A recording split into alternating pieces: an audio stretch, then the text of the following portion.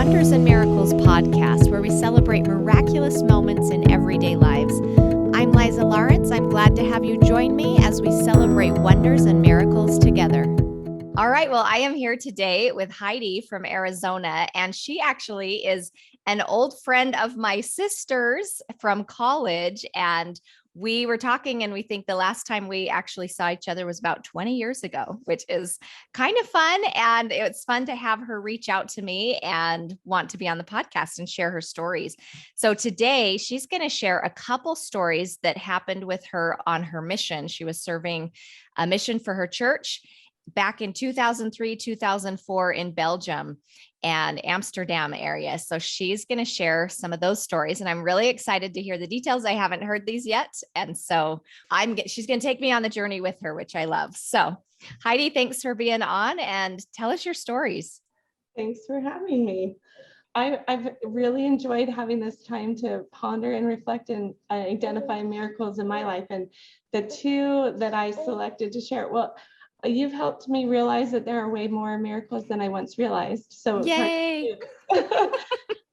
But the two that I thought I'd share really stand out to me, and they're ones that I have told and retold to my children, and I like them because they're really different from each other. One is small and seemingly coincidental, but amazing to me, and one is pretty just amazing and very story worthy and more dramatic. And so I just like the juxtapose of those two, because I think miracles can be either and anywhere in between.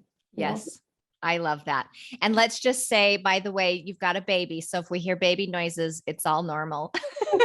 And we love babies. Thank you for the grace in that. So yes. So the first story I wanted to share happened in Amsterdam. And like you said, I was a missionary teaching people about Jesus Christ and serving. And it was just a really amazing time in my life. There's an area of Amsterdam. It's called the Bijlmer. That's the name of the neighborhood. It's essentially the ghetto of Amsterdam, or the projects of Amsterdam. The government had years ago made a bunch of these really huge apartment complexes that was kind of like the low income housing. And they were huge, and it was a rough area of town. Because of the safety issues of this neighborhood, we had a rule from our leaders that we were the girl missionaries. We called ourselves sisters. We were not supposed to be in this area of town without a brother from the church. And it was just a safety guideline. Anyone, especially American, in this area was pretty vulnerable. And after dark, the danger just would go up. And so the mission rule was we could serve down there and teach people about Christ, but the directive was to get out of that neighborhood before dark. So this one particular day, we were having an amazing discussion with someone.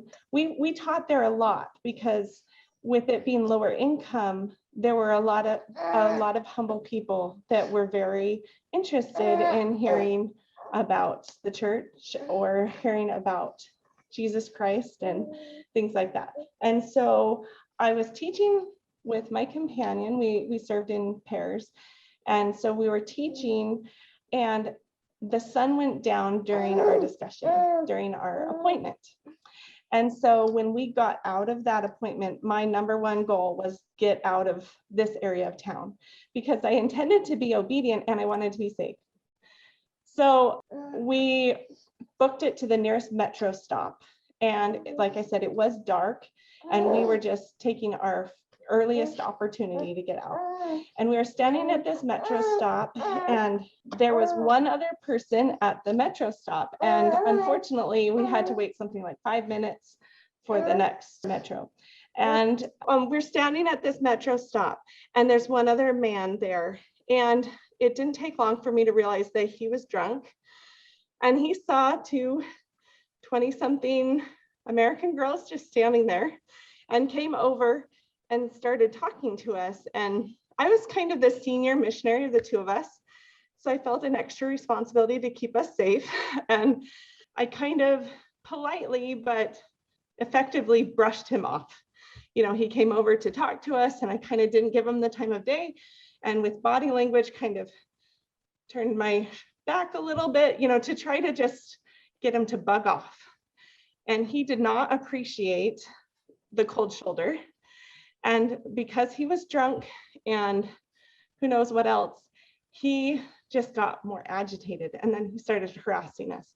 And he was getting closer, more in our space, in our face. I could smell his breath, and he was getting more and more angry. And there were, you can sense almost that fight or flight, like, I am in true danger right now. Right. And it's amazing how quickly the thoughts go through your head. I'm sure it was in reality only a few seconds, but this thought that here I am in the middle of the ghetto of Amsterdam, and I could completely disappear. And my parents would have no idea what happened to me. My leaders of our mission would have no idea. And I was thinking to myself, I was praying, and I thought, I am trying to be an obedient missionary. I'm not trying to break the rule of being here after dark. The reality was the sun went down during our appointment. So we got out of there, and we were trying to do our best to, follow. And so I just started praying like crazy in my head, in my heart. And as the situation sort of escalated a little bit with him becoming more aggressive, more irritated, offended that we were brushing him off and then getting more aggressive. And so I just thought, I have no defenses. Like, what are we to do? And at just that moment, I looked up, and I told you there are these giant apartment buildings that were like the projects that the government had built.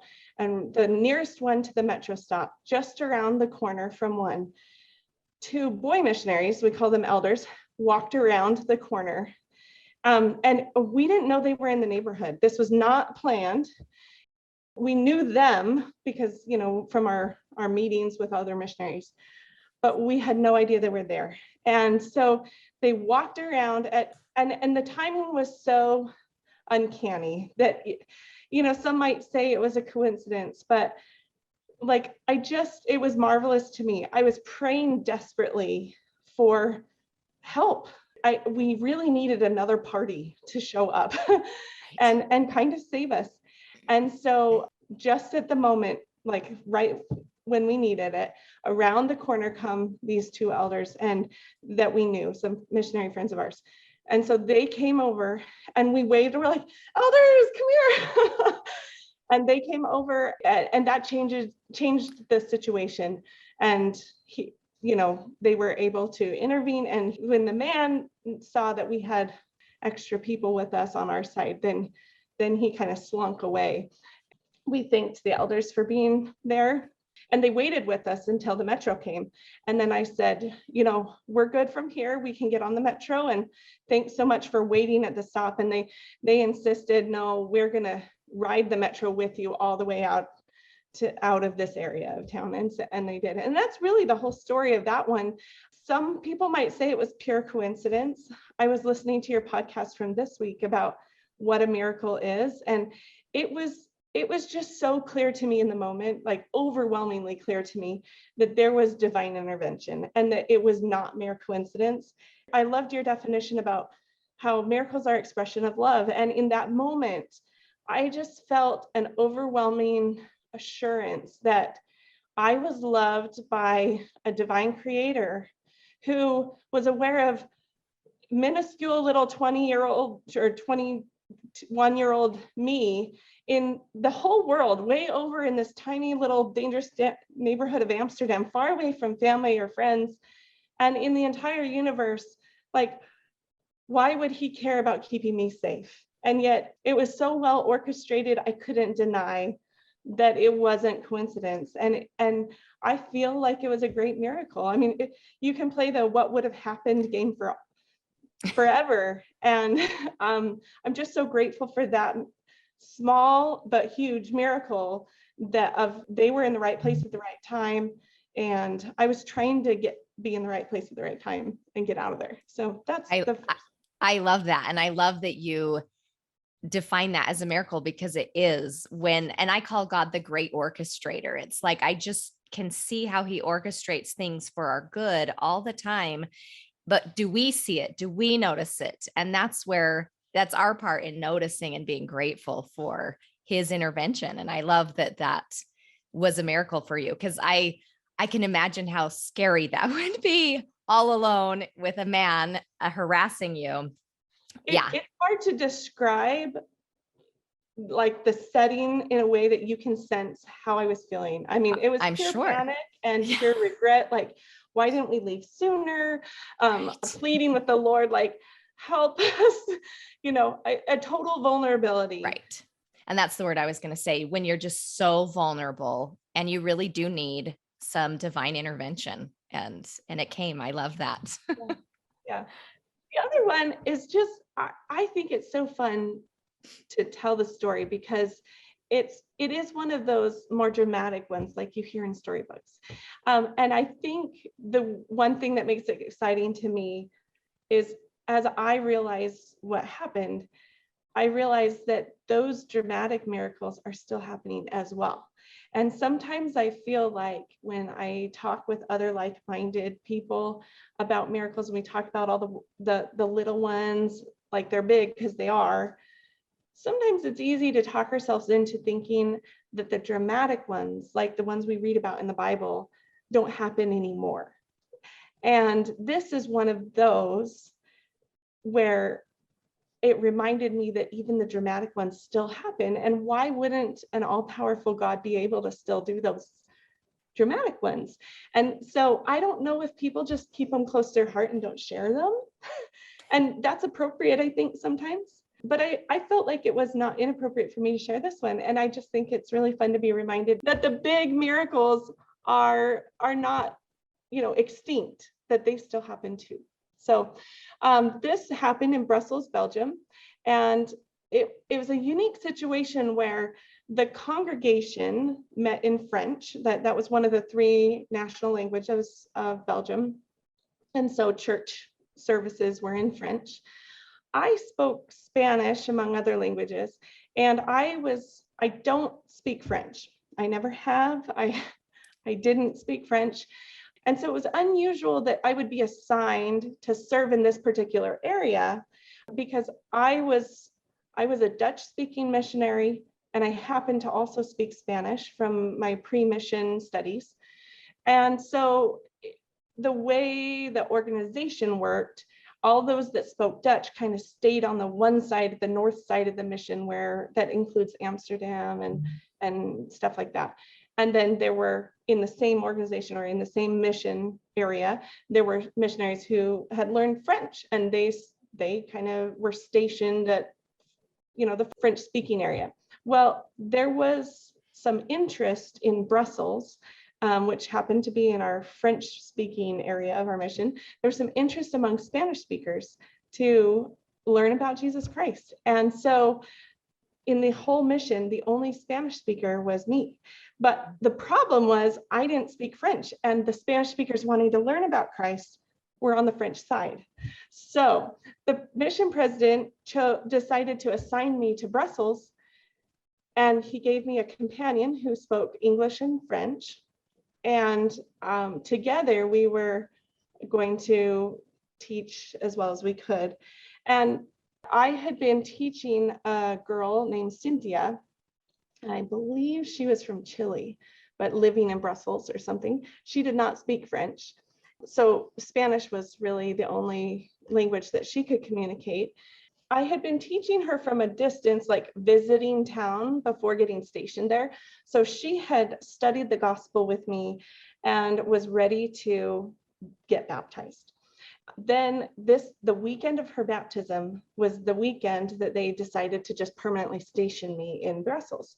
So the reason I give you all that background is so that you can understand that I was new to town, brand new. The congregation to which I was assigned didn't know me at all.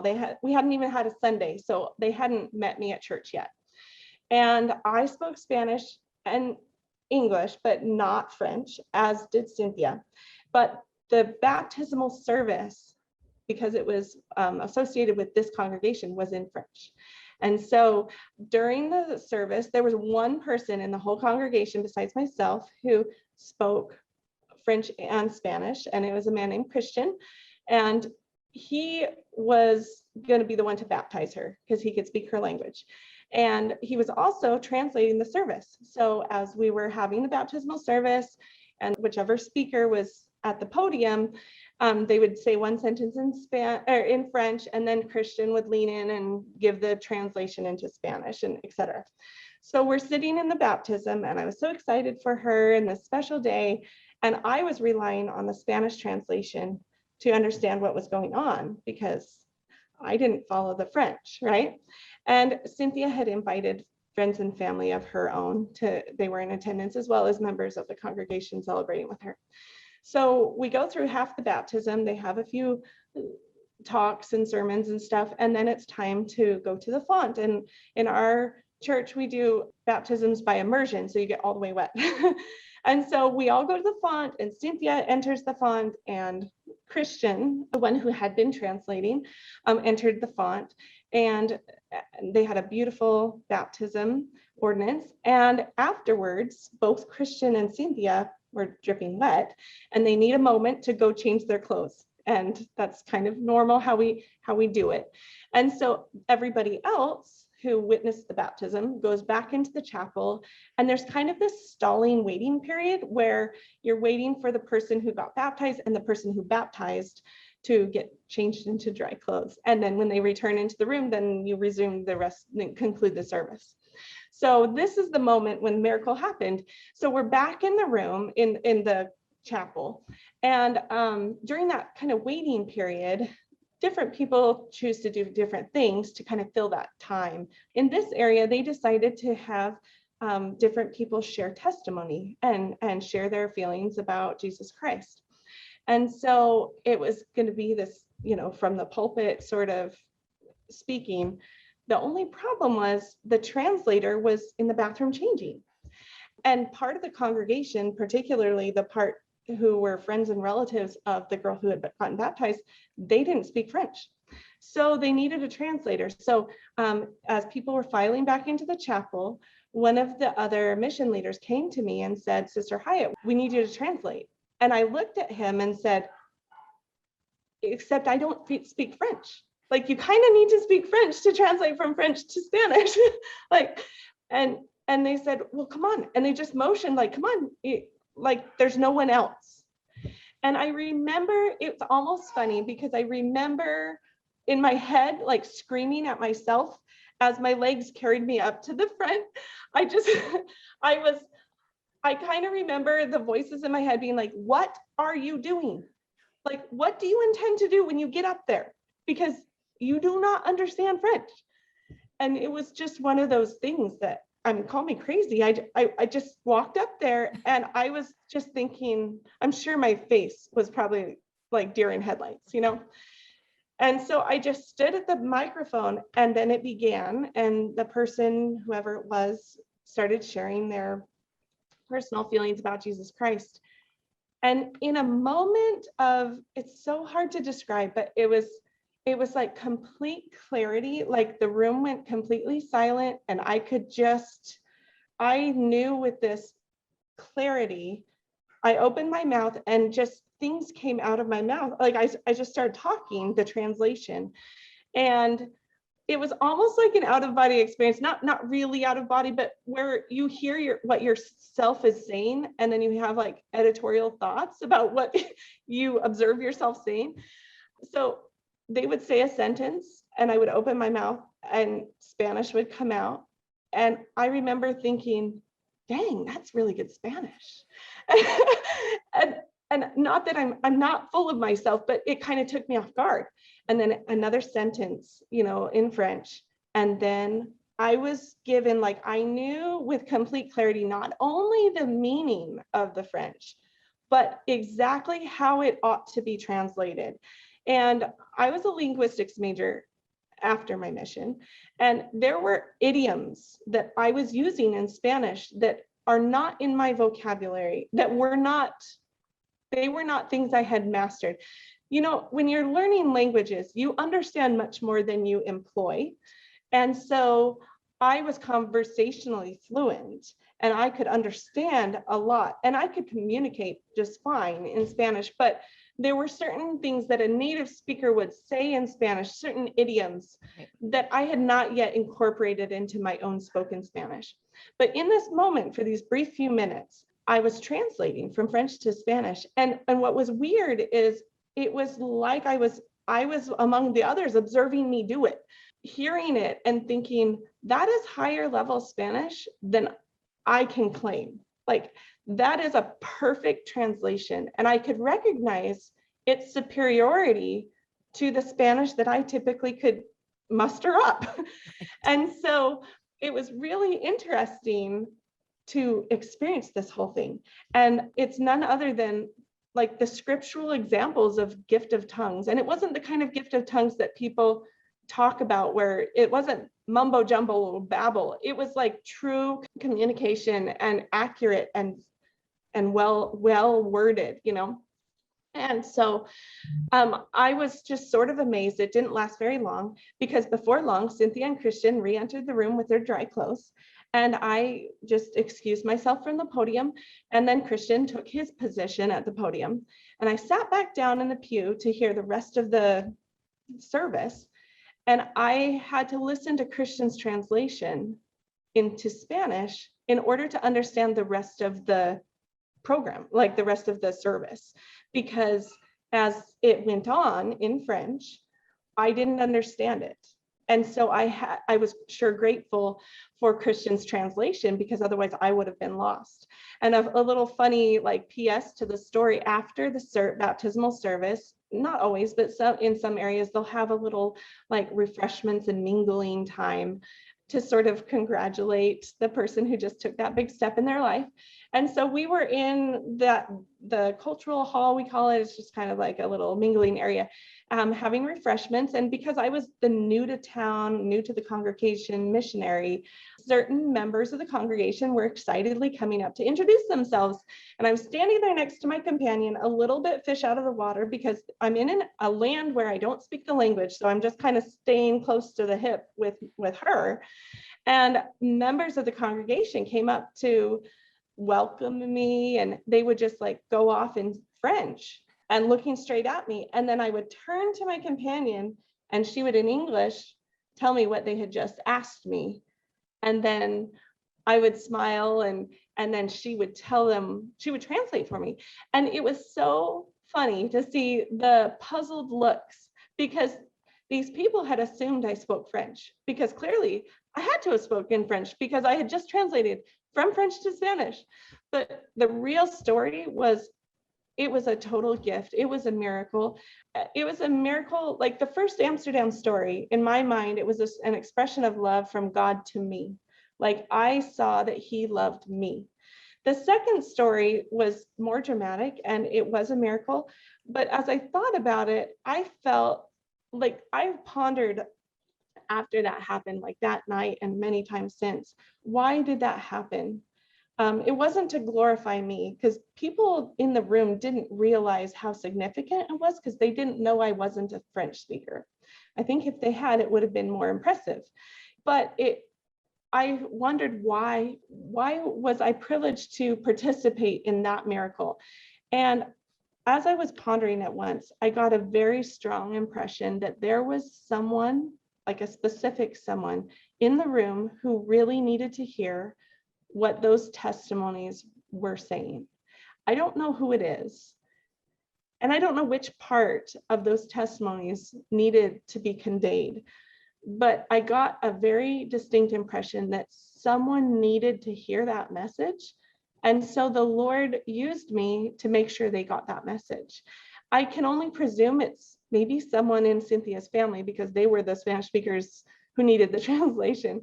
And I don't have a like fun what happened next as far as who was touched by my translation and what came of it. I don't have that part of the story, but I do have that assurance that there was a significant reason. Otherwise, I don't believe that miracle would have happened, because I don't think it would have needed to. And so that's the gift of tongues story. And when I was thinking about the expression of love definition of a miracle, I felt like that miracle was an expression of love for whomever needed to hear that message. That was God loving them enough to create a way or a conduit for them to hear a message they needed to hear. And that one was not about me. I feel privileged that I got to be like an instrument in his hands. And it was almost kind of funny or sneaky to realize, afterwards when people were like, wait, what? You don't speak French? And it was kind of like, I don't.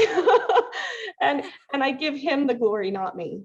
So anyway, that was the other cool story. That is incredible. And I think how amazing for you to be so aware, because like you said, no one else probably was aware of how miraculous that was, except for you in the moment. Like, holy cow, Maybe how do I, right? How do I know these words? They're just coming. I was so impressed. It was like things would come out of my mouth. I was like, dang, I'll have to remember that one. Like, whoa, yeah, that is the better way to say it. I would have said it this way, but that's a way better way to say it. It was just funny if you could hear, like, see your internal dialogue as it was happening. But at the same time, my editorial thoughts aside, it was this very special, serene, like hyper focus. It was like clear glass on a lake. I can't even explain it, but just like this clarity of mind that whenever it was my turn, it was like I would open my mouth and out came this perfect Spanish. That's amazing. And I can't claim it, Yeah, I think that's amazing. And I think that's neat that you were a witness to that, because like you said, it was almost an out of body where you're witnessing this experience while you're in the experience, but that's truly such a divine intervention and God using you as a conduit. And I think that's neat that you had that confirmation that it was meant for someone needed that. And that was their personal miracle of God teaching them through you. That's amazing. It wasn't for no reason. And it wasn't insignificant. Like, it was very deliberate. And I could tell. And the other thing that makes it a momentary gift of tongues is it didn't happen again. It wasn't like, and that moment needed to happen for whomever, but it wasn't like you now opened up and could speak French now, right? Like, it was for a very specific moment. I love that. Yeah. Well, Heidi, thank you for sharing these stories. I think they're beautiful and miraculous. And I just love how God works through us and with us. And like you said, the God of the universe knows individually who needs what and how to orchestrate it. And that to me I think life is miraculous that way. And I just love how he helps people discover him. Mm-hmm. Like, whether it was helping me be safe after teaching somebody about him in this poor area of Amsterdam, or enabling somebody in a foreign land to hear a message that they needed about him. He performs these miracles, not to bring us the glory, but, just he opens the door for you to discover him. And it's really exciting when you start realizing how he's not only inviting us, but then like showing us and helping us along so we can come to him. And that's how I feel about these miracles, those two in particular.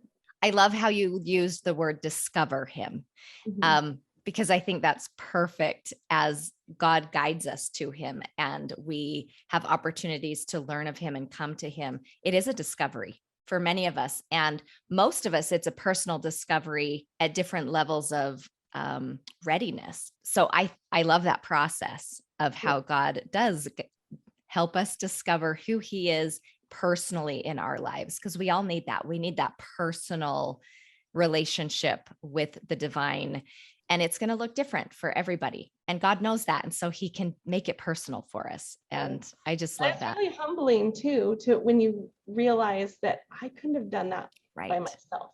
Mm-hmm. And instead of being full of myself, like, look how great I am at languages, like, it was really humbling to realize not how nothing we are, but how great he is, how humbling and it is that he would use someone as incapable as a 21-year-old girl just trying to do her best. Like, it's just that willing heart, it's really humbling that that the God of the universe, who can do anything, like, give me a gift of tongues for a minute, that he would bother including me in his plan or in his story.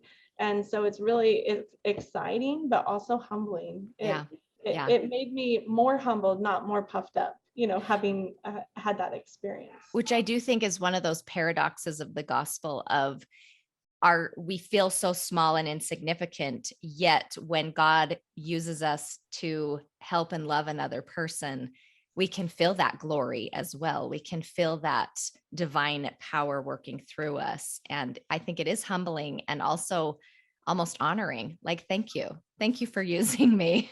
That's how I felt. I still feel like that. Yeah, I think that's amazing. Amazing, amazing. Well, thank you so much. I love these stories. Thanks for sharing them. All right. Thank you so much for listening to this miracle story. Please subscribe to my channel if you liked it. You can also find me on iTunes, Stitcher, Spotify, and remember to notice and celebrate miracles